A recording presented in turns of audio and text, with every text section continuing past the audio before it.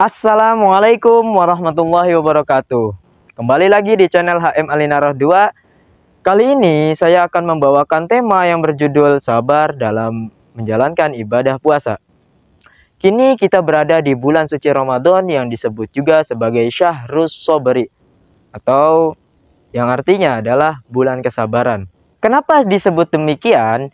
Karena pada bulan ini umat Islam dilatih untuk menahan diri dari lapar, haus, atau dahaga, menahan diri dari nafsu. Nafsu itu baik itu dari kalangan bawah ataupun dari kalangan sampai kalangan atas, dan menahan emosional atau marah. Oke. Ada potongan hadis yang berbunyi as-shaumu nisfus shobri, yang artinya puasa itu sebagian sabar. Hadis riwayat Tirmidzi. Mungkin dari teman-teman semua sering mendengar kata sabar. Sebenarnya sabar itu apa sih? Sabar itu pindahan dari kata bahasa Arab, yakni sobaro yasbiru sobron, yang artinya adalah menahan. Kalau menurut istilah adalah menahan diri dari kesusahan. Maksudnya apa? Maksudnya menahan emosional ketika kita diberikan kesusahan atau diberikan ujian oleh Allah kepada kita. Dan kita juga menyikapinya sesuai dengan syariah dan akal. Menjaga lisan dari celaan serta menjaga anggota badan dari dosa-dosa besar ataupun dosa-dosa kecil. Oke, mungkin banyak pertanyaan-pertanyaan tentang bagaimana sih orang-orang yang sabar tuh, apa sih ciri-ciri orang yang sabar tuh? Oke, ciri-ciri orang yang sabar itu seperti halnya giat bekerja, rajin beribadah, sering menolong orang, menjaga lisan dari celaan atau tidak berkata kotor, dan yang terakhir itu selalu mengalah demi kebaikan. Dan bagaimana sih cara untuk menumbuhkan rasa sabar dalam diri kita ketika kita diberikan ujian oleh Allah? Nah, mungkin saya hanya bisa memberikan satu contoh saja yang mana bisa menumbuhkan rasa sabar dalam diri kita. Yaitu ketika kita diberi ujian atau cobaan oleh Allah Subhanahu wa Ta'ala, yang pertama yang harus kita sadari adalah kita harus berpikir positif atau berbaik sangka, dalam kutip husnudzon kepada Allah. Karena seburuk-buruknya perilaku manusia adalah berpikir negatif kepada Sang Pencipta, yakni Allah. Maka di bulan suci Ramadan ini kita harus mengasah dan meningkatkan rasa kesabaran kita. Karena apa? Karena Islam sudah mengajarkan kepada kita ada 3 tempat kesabaran seorang umat muslim. Yang pertama itu adalah sabar dalam menjalankan perintah dari Allah Subhanahu wa Ta'ala. Yang artinya seorang mukmin itu seharusnya menjadikan sabar itu sebagai prinsip atau sebagai penolong dirinya sendiri dari berbuat kemaksiatan ataupun berbuat hal-hal yang negatif, seperti halnya melakukan zina contohnya. Ada potongan ayat yang berbunyi Bismillahirrahmanirrahim.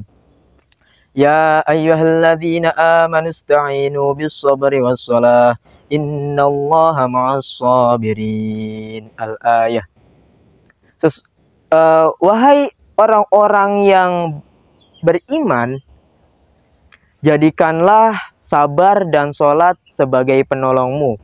Sesungguhnya Allah bersama orang-orang yang bersabar. Yang kedua, itu sabar dalam meninggalkan larangan. Ada kalanya ketika kita melakukan ketaatan atau melakukan suatu yang diperintahkan oleh Allah, pasti dari teman-teman semua termasuk saya pun sering merasakan mengeluh, sedih, susah. Tetapi untuk menyikapi apa yang sudah diberikan oleh Allah kepada kita, maka kita harus menjaga, khususnya menjaga emosional kita. Seperti halnya marah. Ada kata-kata begini, orang yang kuat itu adalah orang yang kuat itu bukan orang yang bisa mengalahkan lawannya, tetapi orang yang kuat itu adalah orang yang mampu menguasai amarahnya. Oke, tadi yang pertama dan yang kedua. Sekarang itu adalah yang ketiga, sabar dalam mengatasi ujian atau cobaan yang Allah berikan kepada kita. Mungkin dari teman-teman semua, kebanyakan ataupun bisa dikatakan semua orang memiliki masalah masing-masing.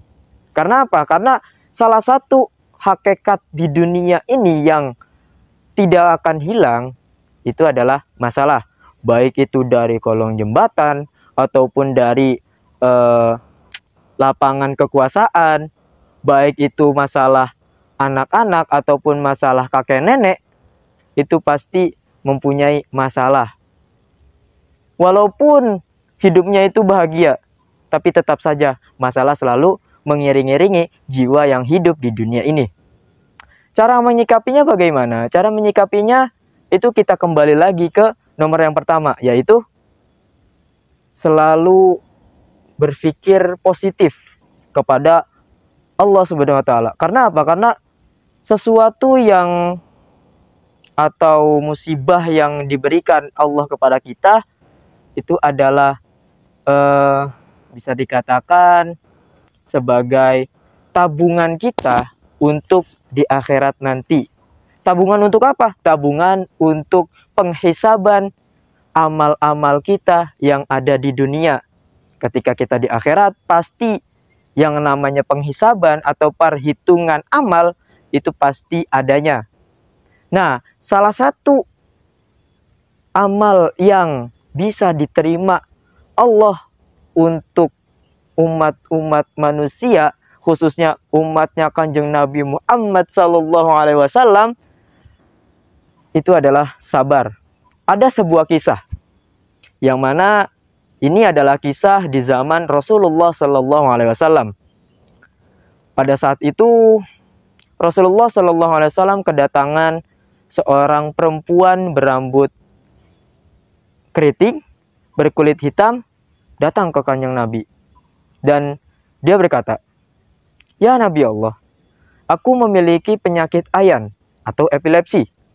Dan ketika penyakitku kambuh, auratku tersikap.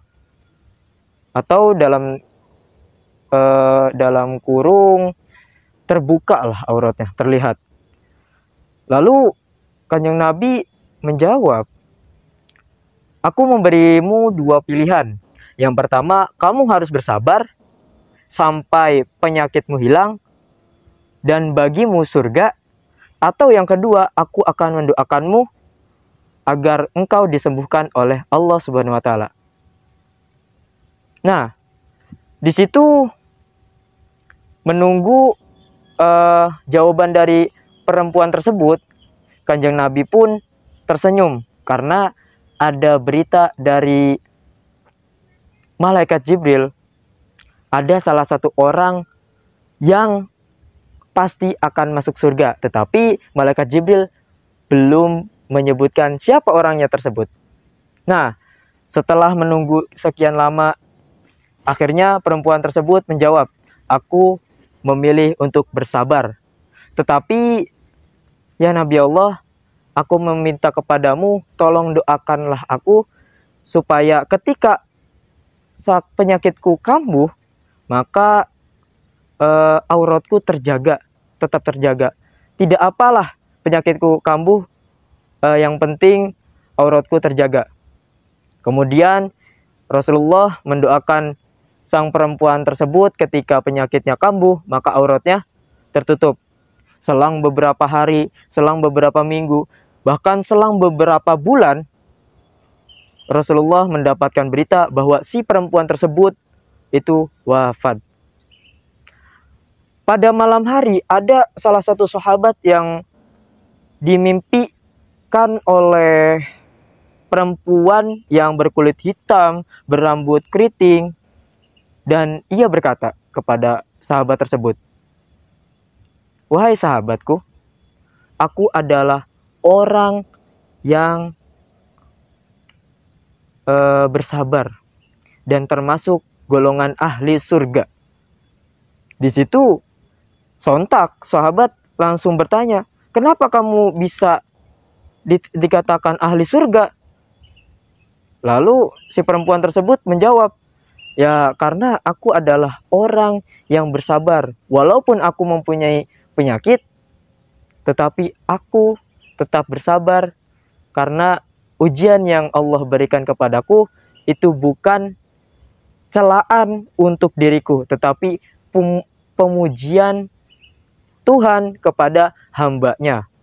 Nah, dari kisah itu bisa kita ambil kesimpulan bahwa sebesar apa sih atau setinggi apa sih level kita, apakah bisa menandingi level perempuan tersebut atau malah lebih rendah dari level perempuan tersebut. Itu tergantung pribadi teman-teman sekalian, ya termasuk saya. Ya mungkin kalau misalkan teman-teman dari luar sana berpikiran, "Oh, aku adalah orang yang tidak sabaran." Ya, saya juga merasa bahwa saya juga orang yang gampang ngeluh, nggak mudah langsung menerima apa yang diberikan oleh Allah. Aku juga termasuk orang-orang yang bisa dikatakan golongan-golongan orang yang mengeluh, suka merasakan rasa letih ketika diberikan cobaan oleh Allah.